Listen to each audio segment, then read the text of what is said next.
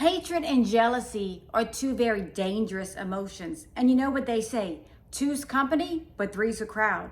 And when there were three in a marriage, eventually one of them has to go. However, will this person leave on their own, or will they be forced to leave forever? Let's find out right now.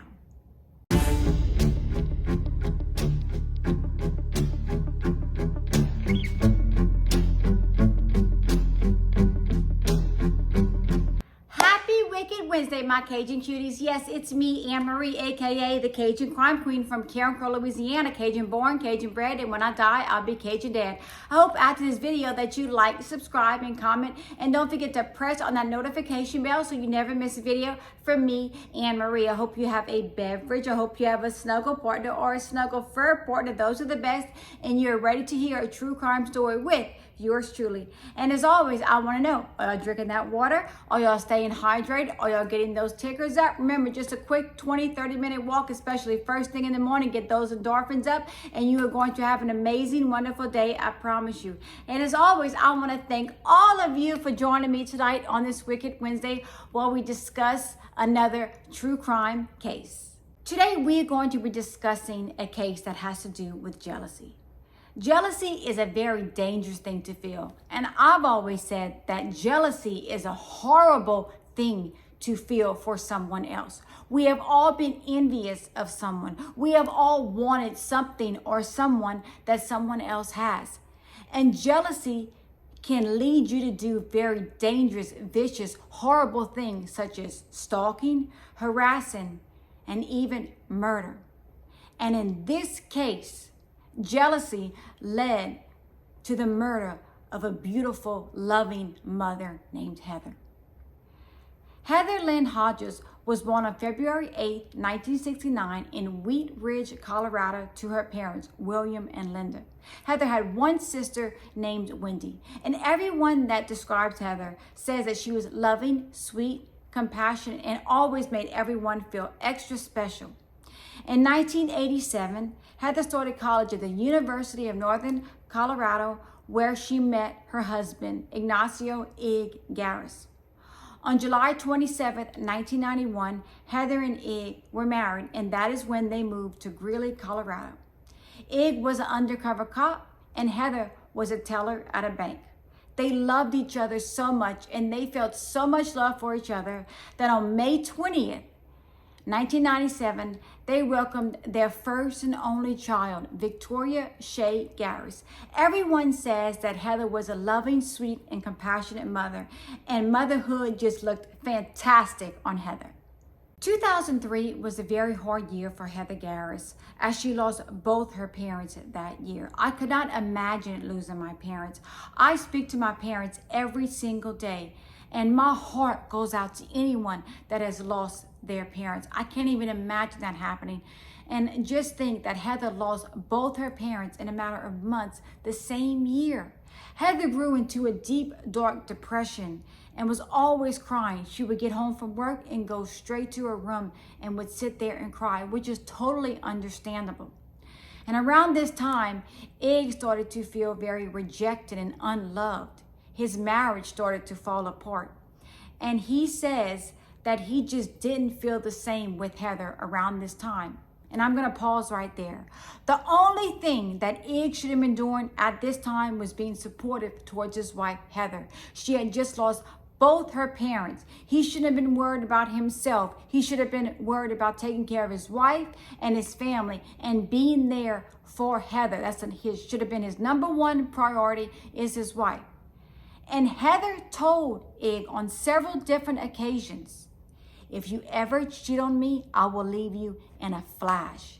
And he knew that if he cheated on Heather, she would leave him in a Mississippi minute. However, in 2004, Ig met a woman by the name of SHAWNA Nelson. SHAWNA Louise Nelson was born October 1st, 1971 in Greeley, Colorado. SHAWNA's mother gave her up for adoption to her sister, SHAWNA's aunt, who raised her. In 1992, SHAWNA got a job as a dispatcher.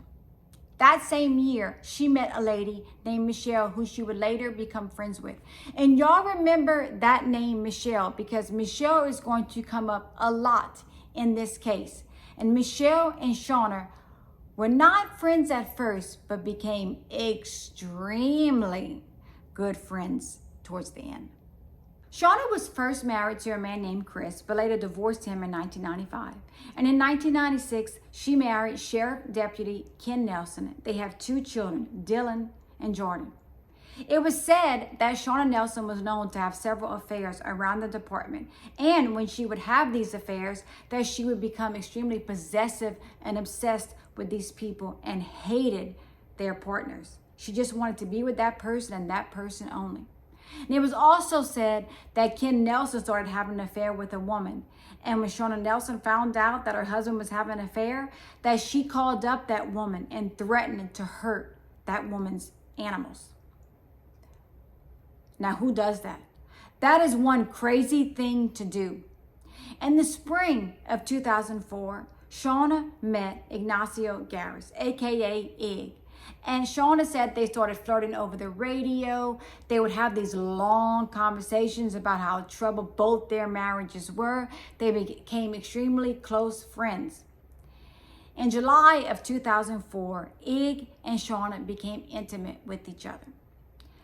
But Ig wasn't the only person that SHAWNA was having an affair with. Yep, she was also having an affair with her friend Michelle. Remember I mentioned Michelle earlier? Yes. By August of 2004, SHAWNA Nelson was having an affair with Ignacio GARAUS and her friend Michelle as well. So while SHAWNA was married to Ken, she was carrying on these 2 affairs. I don't know about y'all, but this woman has a lot of time in her hands. I don't have that kind of time on my hands. She was just having a good old time with everybody. However, Ig said that he wanted to end the relationship with SHAWNA Nelson, but she didn't want that relationship to end. She was very possessive and obsessed over Ignacio GARAUS. And she told Ig, if you try to leave me, I will tell your wife, Heather, everything. And Ig knew, remember, Ig knew that if he ever cheated on Heather, if Heather ever found out, she would leave him in a flash, just like that. But you know in the back of SHAWNA's mind that she knew that the only reason Ig was staying with her was because she was going to tell his wife. Ig didn't want to be in that relationship. So in a way, Ignacio GARAUS was trapped, but he was not a victim. He could have got out of this relationship. He didn't have to start this affair with SHAWNA Nelson, but he did. And he was completely trapped and could not get out of this relationship with SHAWNA Nelson. Things between Ignacio GARAUS and SHAWNA Nelson became even more crazy at the end of 2004 when SHAWNA found out that she was pregnant. And there was no possibility that the baby was for her husband Ken, as he had a vasectomy. SHAWNA calls up Ig and tells Ig that she is pregnant, and he is extremely upset.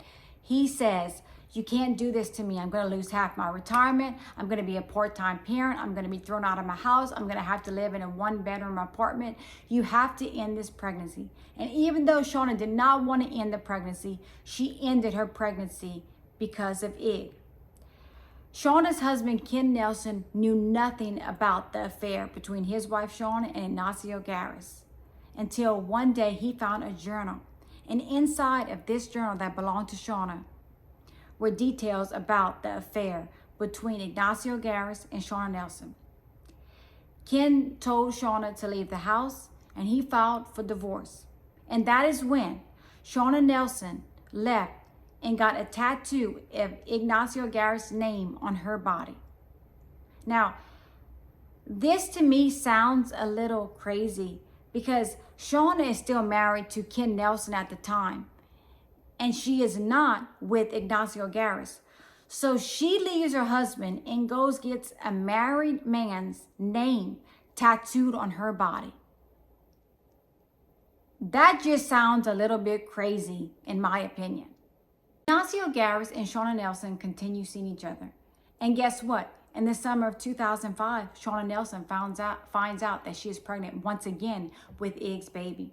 And the day she finds out that she's pregnant, she calls her husband Ken. She's still married at this time. And she tells Ken about the baby and about the pregnancy.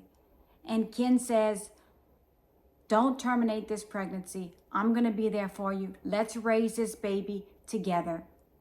And let's get back together and have a family.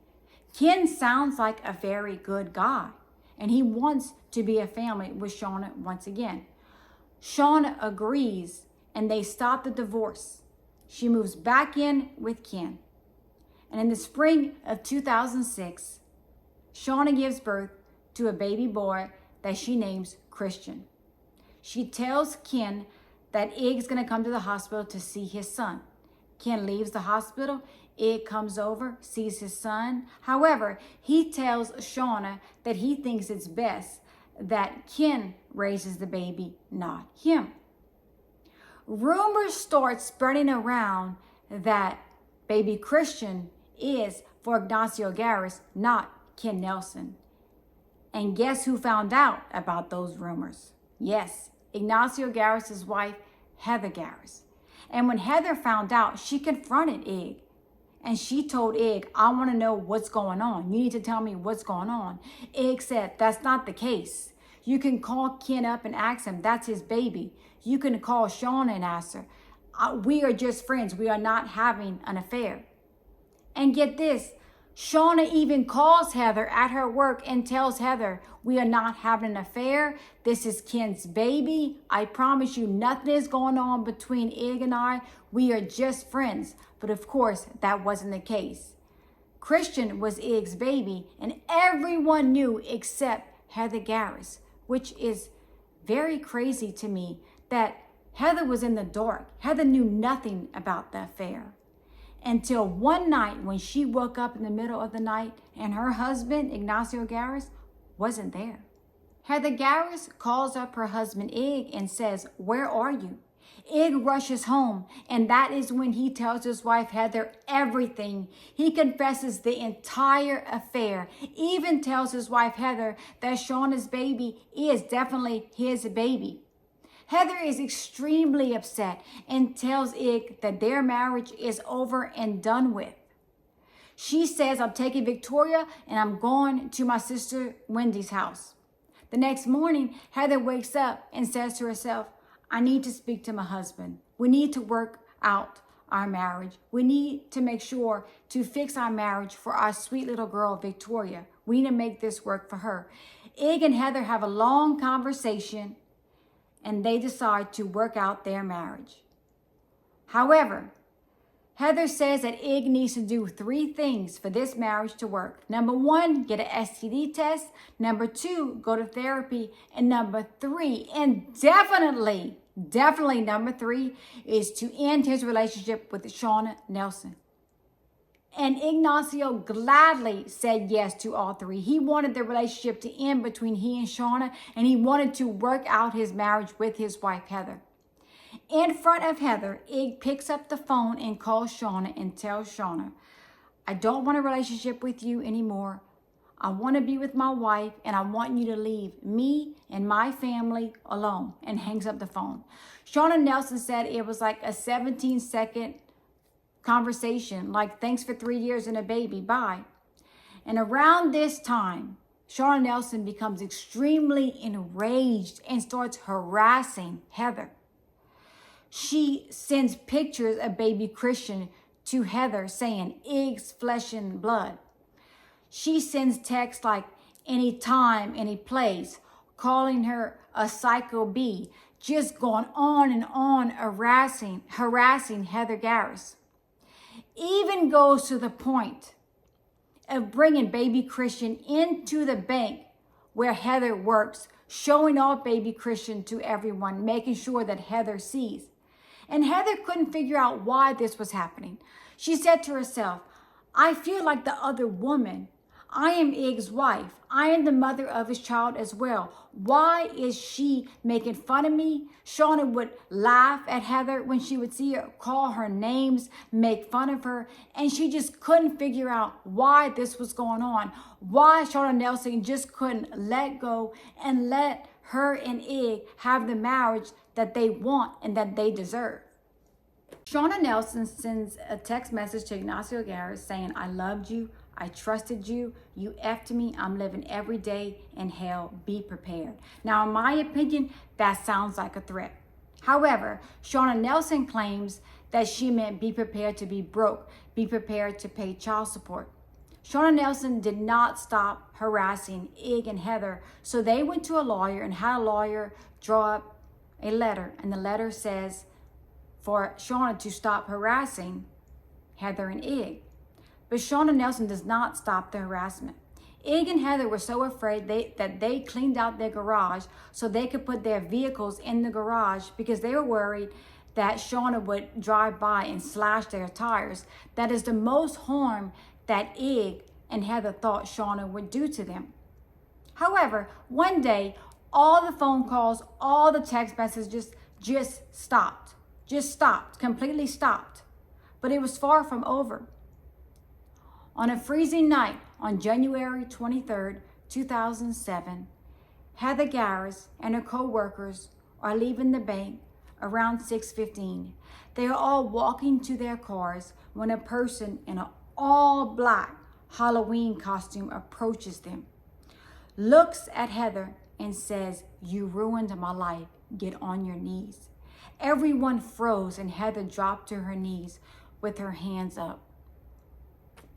The person lifts up their gun and shoots Heather Garraus twice. Heather goes down. All of a sudden, the person turns around and walks back to their vehicle, and a witness says the person looks like a woman, gets back into their truck and drives away. Ignacio Garraus receives a phone call saying that his wife has been shot. He and his daughter Victoria rush to the hospital, and that is when Ignacio Garraus finds out that his wife, 37-year-old Heather Garraus, has been pronounced dead. And everyone knew who the killer was. Everyone said that the killer was Shauna Nelson. But would she be caught? The witness names Shauna Nelson as a suspect. And Ken Nelson, Shauna Nelson's husband, hears it on the police radio that his wife is a suspect in a shooting. He is in a panic. He is worried about Shauna. He's worried about his 3 children. He wants to know what is going on. He starts calling Shauna. She doesn't answer her phone. She's like, oh my gosh, why is Ken calling me? He leaves a voicemail. While Shauna is driving, Ken stops her. He looks upset. She wants to know what's wrong. She opens up the door and she's like, what? What's wrong? He says 3 times, get out of the truck, get out of the truck, get out of the truck. Ken has another police officer with him. Ken is so worried about his children, he leaves in his truck and goes see about his children. And the police officer looks at Shauna and said, we need to question you. She goes back to the police station with the other cop, and the cop begins to interview her. While she's being interviewed, Shauna explains her day. She says that she hit her head on the cabinet. She had a headache all day long, and she decided that she was going to take a bath. She says that she asked her oldest son, Dylan, to watch his younger sister, Jordan, and Christian, who was around 11 months old at the time, in the basement while she takes a bath and relaxes to get rid of her headache. She says before she gets to the bathtub, while she's running the water, she has an accident. She says she is taking these diet pills and she had an accident on herself. She says that is when she thinks to herself, I want to have a glass of wine while I take a bath. She had already locked the door. She didn't want to tell the kids she was leaving. She didn't want to have to put on clean clothes because she had had an accident. So she takes dirty clothes from the hamper. She takes Ken Nelson's underwear and some other dirty clothes and leaves with no shoes on. She says that she thought her shoes were by the door, but once she realized they weren't by the door, that she was just going to leave and run to the liquor store.